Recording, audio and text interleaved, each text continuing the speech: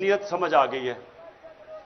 नीयत यह है कि किसी तरह इमरान खान को जेल में डालो, एक दफा वो जेल में चला बलूचिस्तान ले जाओ और एक के बाद दूसरा केस पे उसको वहीं रखो और उसके बाद इमरान खान को जेल में डाल के इलेक्शन करवा दो, ताकि अगर इमरान खान नहीं होगा तो इनका ख्याल है कि ये इलेक्शन किसी ना किसी तरह इन चोरों को जता देंगे। ये इनका प्लान है। हमारा प्लान क्या है?